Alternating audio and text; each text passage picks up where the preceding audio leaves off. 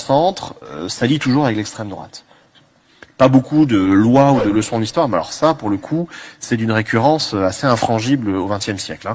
Ce sont les libéraux qui mettent les fascistes au pouvoir en 1920 en Italie, ce sont les libéraux autoritaires qui mettent les nazis au pouvoir en janvier 1933 en Allemagne, etc.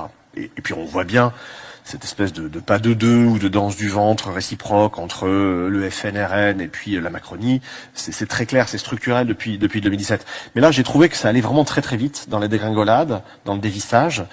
Et je me suis dit que ce dont je parlais à mes étudiants assez régulièrement, c'est-à-dire ce contexte d'une année 32 où des libéraux autoritaires se disent la voie la plus raisonnable et rationnelle, encore une fois, la voie de la raison, c'est de faire alliance avec Hitler. J'ai relu plein de sources gouvernementales, discursives, juridiques, etc., qui m'ont vraiment étonné, en l'occurrence, puisque les parallèles entre ce qui s'est passé en 1932 et ce qui se passe actuellement sont beaucoup plus nombreux que ce que je pensais. Et vous avez des exemples concrets parce que vous avez mentionné dans plusieurs entretiens que l'acceptation du nazisme par les élites correspondait aussi à une façon de maximiser le capitalisme. Donc il y a aussi un lien avec cette immoralité du grand capital. Vous avez des exemples de cette époque et est-ce que vous en avez qui vous reviennent d'aujourd'hui ? Ce qui est très intéressant, c'est que dans le contexte du début des années 30, il y a une défiance des industriels et des banquiers, moins des grands agrariens. Les grands propriétaires terriens, eux, sont favorables structurellement, organisationnellement aux nazis dès le début 1930. Ils se rallient. Mais par contre, les industriels et les banquiers sont un petit peu plus circonspects, parce que il y a une tendance au sein du parti nazi qui a pris quelques points du programme au sérieux, politique sociale, justice sociale, etc., dont Hitler se contrefiche complètement. Enfin, je veux dire, c'est pas du tout son problème.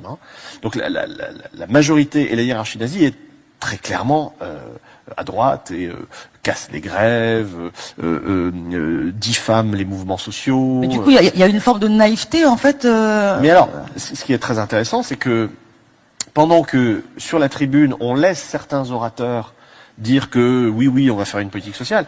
De ce point de vue-là, le parallèle avec le RN est quand même assez sidérant. C'est une espèce de leurre, si vous voulez. Il y a des leurres comme ça, on va dire sociaux, qui sont proposés au public pour attirer un électorat, alors qu'en réalité, la hiérarchie, elle est très ferme sur sa politique, qui est une politique, pour le coup, pro-élite. Tout simplement parce que les extrêmes droites ont toujours besoin des élites patrimoniales en place. Je précise patrimoniales parce que je considère pas forcément que certaines personnes qu'on désigne comme des élites soient vraiment des élites, à vrai dire. C'est bon, ils sont là parce que il y a une force d'inertie du social, mais ils sont pas là par leur génie ou par leur talent. C'est bon, contrairement à ce qu'ils veulent nous faire croire.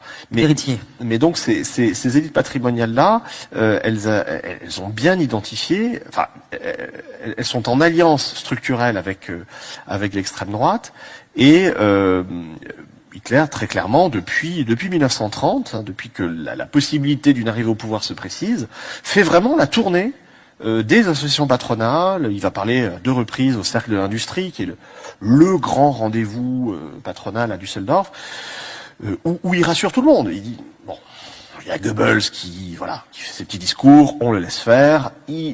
Dans une logique marketing qui est la logique nazie, on segmente la société pour viser à chaque fois et adapter le message à une partie du public. Dans une logique marketing, Goebbels s'adresse à un segment. Voilà. Moi, je vous dis ce qu'on va faire. Et ce qu'on va faire, c'est que on va conquérir des marchés, mais les conquérir vraiment.